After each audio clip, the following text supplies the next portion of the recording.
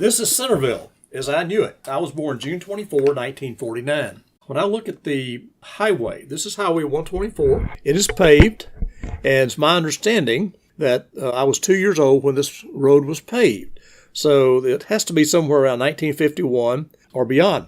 When I look at the house to the right, extreme right, the house where you see the window there, that house moved. It was moved about a quarter of a mile north of here around 1956. It was my first year in school. I was in first grade, the school year 1955, 1956. So somewhere during that year it was moved. So this place is this picture being taken early to mid 50s. If you look at the cars, you'll see there's some 40s or 50s. I think you may see one in another picture that might go up to about 54, 55. So this is about the time frame this picture was taken. Now, if you can envision where the camera person was standing to their rear, and of course out of view of the camera, Colbert Brannan's store. Now that we'll see in another photo, but another building directly across the street to the right of the camera person. Never been able to find a picture of this, but this is an old building that was built, I think probably in the 40s. I think it was built for a gentleman to build a trailer or something to use as a camper when he went to Florida. But in later years, it was a salvage store. We affectionately call that a jot 'em down store. These guys would buy railroad salvage or truck line salvage and then sell it at a reduced price. Also, this was Douglas White's auto shop. Now, when you look down, the big house on the left-hand side, that's Jimmy Garner and Cammie Garner. His wife's name was Cammie, Garner's home. Now, Jimmy Garner, he ran the store that was across the street from the house there for a while, and he also ran the bigger store, which is on the right-hand side. We'll see that again in another picture, but Mr. Garner, he was a businessman. He also had a sawmill. I'm not sure if that was just for his own personal use or maybe cut wood, some for others as well. But I want to remind you, this intersection right here, of course, is the intersection of Highway 124. And then, of course, Annistown Road intersects to the right. Rosebud Road connects to the left. And, of course, it's a little bit off of this. It's not a direct intersection. You'll see it improved a little bit over the period of time. But back again to that small store that on the left-hand side, the field behind that store is currently where Publix is today. Another house that's out of view, the first house beyond that store, it was built by Evelyn and J.T. Jordan. And to my knowledge, that would be the first brick house built in the Centerville area. In the next 8 to 10 years, other brick houses were built, but I think that may have been the first. The next building you see is what we call the teacherage. And I'm going to talk about the teacherage when we look at another picture in just a moment. But we have the teacherage, then Rockbridge Baptist Church, and then the gymnasium, and then Centerville Elementary School. Here in this photo, we see a front portion of Rockbridge Baptist Church. This front building was built in 1879. Prior to that, this church was constituted August 16, 1819, on the banks of the Yellow River near a rock bridge formation that crossed the river. Hence the name Rock Bridge. Also, Rock Bridge Road got its name down there as well, too. But it was there from 1819 up until 1879. They acquired a deed, I think, in the early part of 1879, erected the building and moved in that fall. There's a Sunday school T on the back of it, which was built around 1945, 1946. The next building you see there is the Centerville Elementary School Gymnasium. And of course, this is after a couple of expansions, a little bit to the front and a little bit to the side, putting in some more distinct bleachers for the interior. The initial building was built largely in part by folks from the community, giving timber, giving trees, having timber cut for the purpose of building this building. And then, of course, we have Centerville Elementary School. Today, Hope and Life Fellowship sits on this location. Rockbridge Baptist Church still continues. The name changed back in 2001 to Hope and Life Fellowship. Under Rockbridge Baptist Church in 1983, this is Hope and Life Fellowship now. They're at the intersection of Highway 124 and Campbell Road. Okay, the teacherage to the left. Now, there has been an office and also a carport that's been added. This was built around 1945, 1946. As a duplex. It was built by the community. The community raised money for this and put a lot of work in it themselves. I know a lot of the men, my father being one of them, drove a car, I think it was a 1940 Ford, all over North Georgia selling raffle tickets. And the proceeds of that went towards the construction of this building. Another project that the ladies did, the Ladies Sewing Club, they quilted a quilt and raffled it off. As a matter of fact, one of our residents, Floyd Johnson, he was the one that won this quilt. And currently today, his youngest daughter, Lorraine Davis, has this quilt. Lorraine also has a second quilt, one that the ladies came together, quilted a quilt, raffled it off, raising money for a lady in the community to have surgery. Now, this was a great community project. But the teacherage was built as a duplex. You see, back in the day when a teacher would come to the area to teach, oftentimes they would have to board with someone. They didn't live in the area. They might come from North Georgia or South Georgia, somewhere near the Alabama line, wherever. But they would come here and they would board, live with these folks during the school year and taught school here at Centerville Elementary School. So this was built to help that. And this remained as a duplex up until the early 60s when Jim and Elizabeth Crowley came in with their two sons. And this became just a one-family dwelling, and it will stay that way pretty much through to the end. When the school shut down in the late 60s, facets in the community were the two churches. We had Zora United Methodist Church in Rock Bridge, and the Board of Education gave equal shares, one half to Rock Bridge, one half to Zora, and then Rock Bridge bought Zora out. I think it was somewhat less than $5,000 what they paid for the Zora half of this building. You see the church, Rock Bridge Baptist Church, as I said earlier, this was erected in 1879. You see the Sunday school wing there on the back. That's a T. That was built in the mid-40s, 45, 46. If you look beyond that, you'll see the construction of Publix, and that tells me that this picture was taken about 1996. This is the Centerville Elementary School. You can see the gymnasium over to the left-hand side. You see all the kids at play. This obviously is recess. The girls oftentimes played up in the very front yard, whereas in the very back of the building, there was a place there that the guys played softball, or oftentimes we would just team up and just chase one another and just play dog pile, and we'd pile 8 or 10 people on top of one person. Here we see a festival, I think what probably was occurring here in September of every year. The Gwinnett County Fair would come to town, and there would be a parade around the old, which is now we call it the historic courthouse. Back then it was the active courthouse in the county, but there would be a parade there in the city of Lawrenceville that would kick off the fair being opened. And it looks like that float was connected to a tractor, which tells me this was the float that was in a parade there in Lawrenceville kicking off a fair. Probably was in the 50s, maybe early 60s when this occurred. I took this picture. I'm standing there on the edge of Centerville Rosebud Road. Of course, these roads now are paved. The store building, when I was a child, oftentimes it was just remain closed, and from time to time it would be opened up and maybe be a little grocery store, another little salvage store like we talked about earlier, a jot 'em down store. And then in later years, Robert Landers had a battery store in there, and he was a chief supplier of batteries for Puckett Brothers Manufacturing Company. Let me back up on Puckett Brothers just a moment. When I spoke earlier about Highway 124 and it being paved, there was a footnote that I failed to mention. Richard Puckett drove the water truck when they paved Highway 124, let's say around 1951. Richard Puckett, he and his brother Otis were the founders of Puckett Brothers Paving, and then later Puckett Brothers Manufacturing Company, wherein they developed motor graders and small paving equipment and all for the asphalt construction industry. But Robert Landers supplied a lot of batteries for them right out of that building right there. And then in later years, Benny and Ronald Ford had a used car lot there, and later it became Neighbors' used car lot. And this, I believe, might have been Neighbors on the day this picture here was taken. Now, this is the right-hand side of Highway 124. We talked about the left-hand side. Now we're back to the right-hand side of the 124. Now, again, just envision the camera person on the day this was taken standing probably on the property line between Colbert Brannan's store and Lavinda Juhan's store. Colbert's store will be to the back of the camera person, of course, out of view. We'll see it at another angle here in just a few moments. But if you look to the right, we see what was called the old mill house.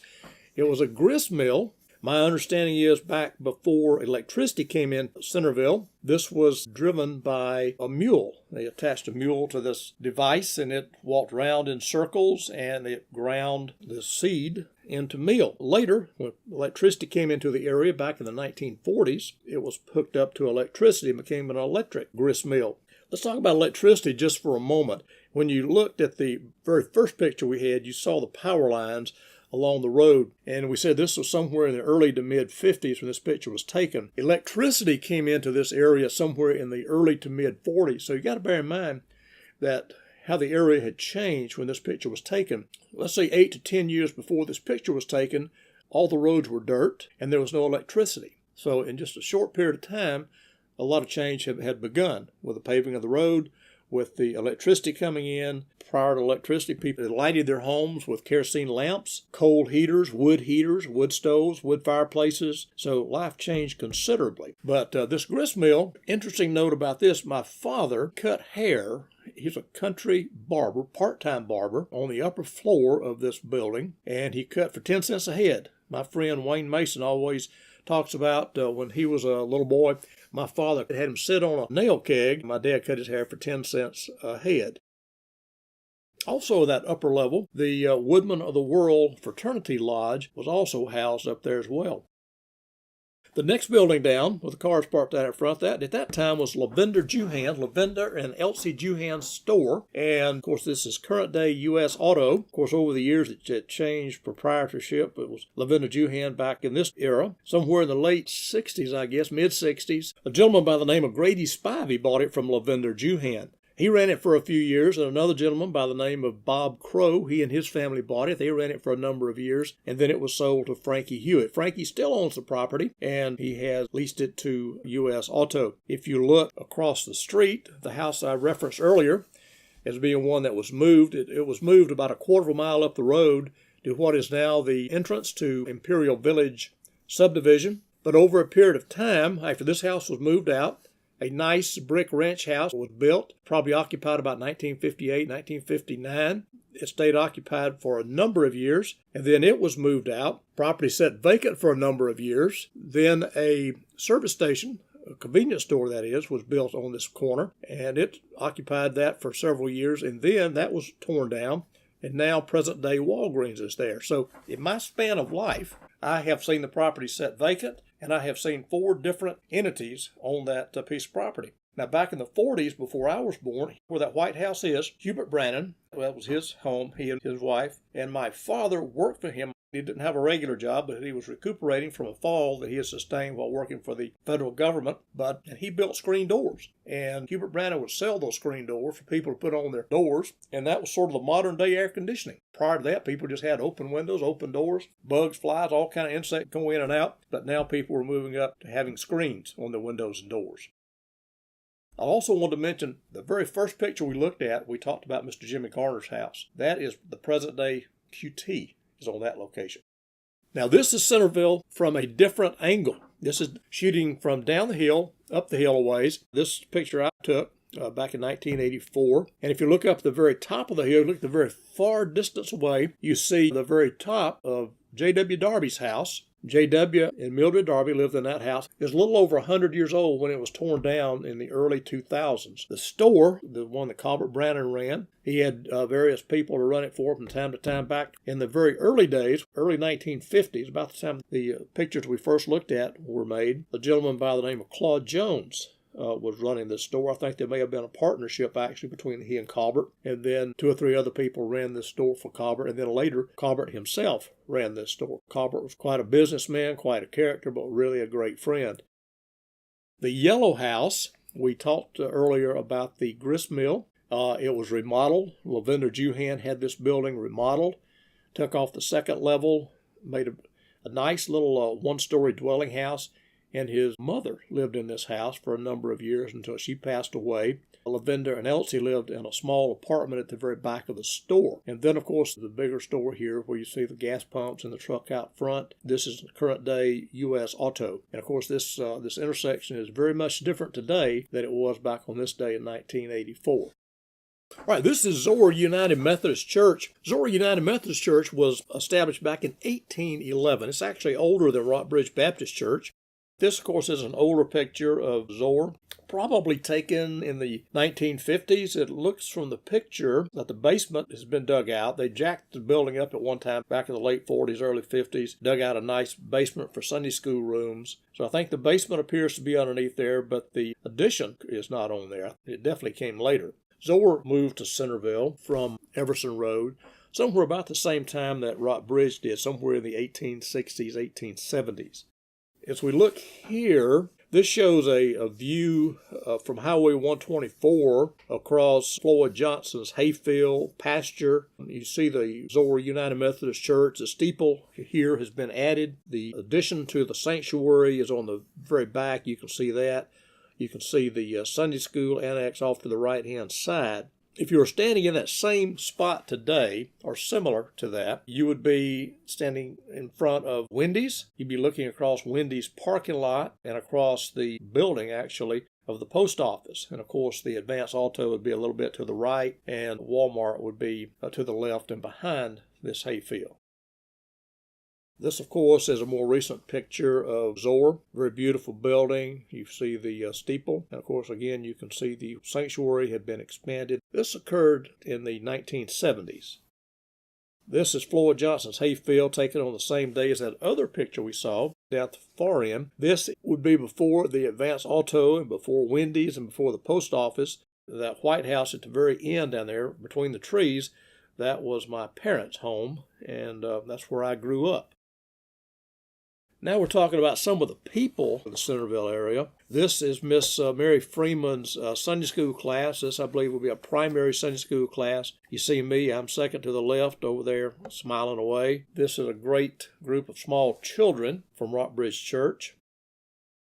This is Centerville Elementary School, Mrs. Crowley's 6th and 7th grade class, 1959-1960. You got to remember, Centerville Elementary School, the era that I grew up, first grade was by itself. Second and third grade were in the same room. You had one teacher, two classes. Second, third grade were together. Fourth and fifth grade were in the same class together. Sixth and seventh grade were in the same class together. And then finally, eighth grade was by itself.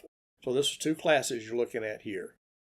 Centerville Elementary School choral group, Mrs. Crowley's choral group, 1959-1960. If you notice, I'm not in there. I'm not much of a singer.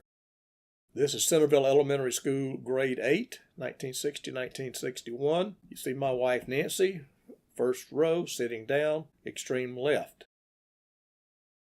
This is the basketball team from Centerville in the late 30s. You've got the girls as well as the boys there together. I think principal and possibly the coach, Bice, is extreme right-hand side. Upper row, left-hand side, that's Tink Mitchell. This was Centerville's best at that time, probably around 1938, 1939.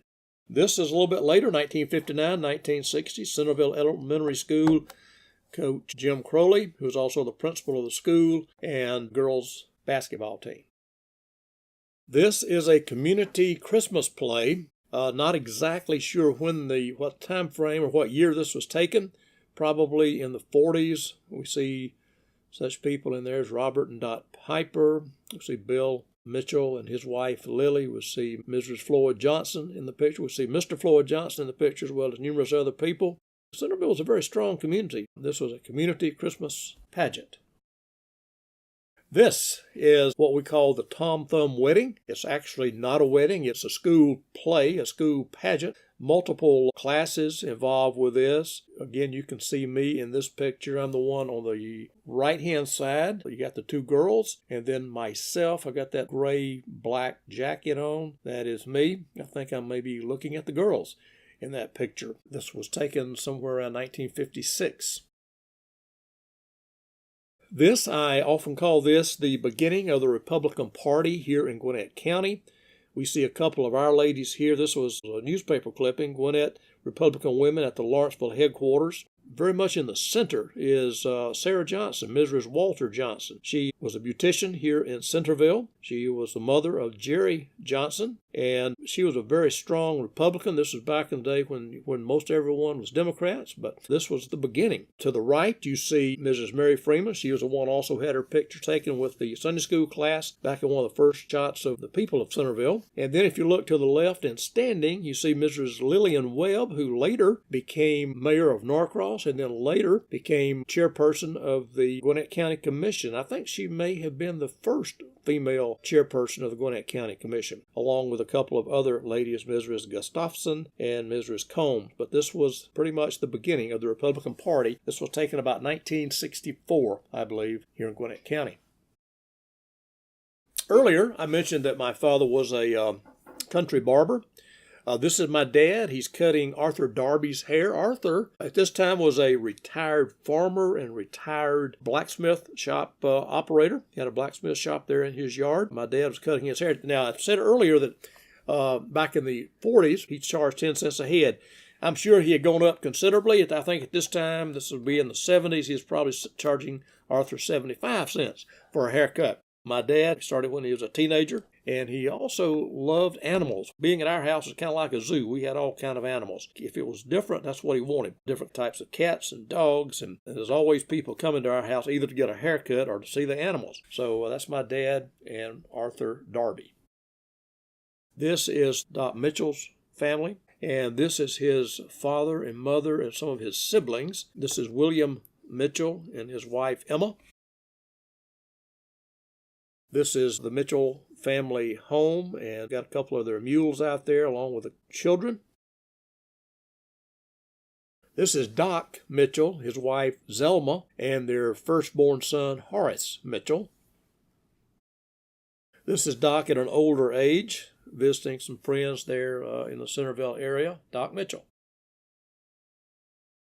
Colbert Brannon. This is Colbert and his wife, and of course their 5 children. To the left there we got Billy, and then next to Colbert there is Shirley, and then Bobby, and then right in front of Colbert is Peggy, and then Mike. Mike and I, we were about the same age. I think I might be about 6 weeks or so older than Mike. We went all the way through school. Started day 1 and graduated high school at South Gwinnett in 1967 together. Mike passed a few years ago with ALS.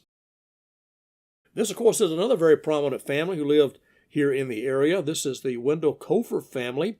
Wendell was the postman here in the Centerville area. This is he and his wife Tommy. There are 3 sons. You've got the older one there kind of standing in the middle. That is Bob. And then you have got Jim. Jim recently published a book called 200 Years of History of Snellville. It was premiered back in April of this year. Did a fantastic job. It's currently being reprinted. And then, of course, their youngest son, Frankie. An interesting story about how things operated back in the day. I know about a mile from where we lived, there was an older couple, and the gentleman had, I forget what his disease was. He was bedridden for quite some while, and of course the wife didn't drive. So if she needed groceries or something from the store, she'd just put a note out in the mailbox. Wendell Cofer, he would pick it up, and of course it would be the note would just, have my father's name on it. And then, 15 minutes later, that note would arrive in our mailbox.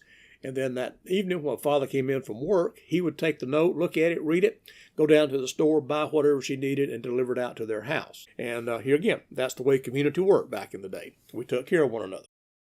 I mentioned that you would see Tink Mitchell again. This is Tink. I think at this time this was his girlfriend, Marie Freeman, who later became Marie Mitchell. They have 2 children, Linda Edson now, and also Benny as their son. And this was taken somewhere around 1938, 1939 when they were dating, when they were courting. I believe he is the youngest of Doc Mitchell's children. This is my parents. This is Homer and Thelma Curry. This was taken about 1990. This is my wife's parents. This is Fred and Ophelia Campbell, again taken about 1990.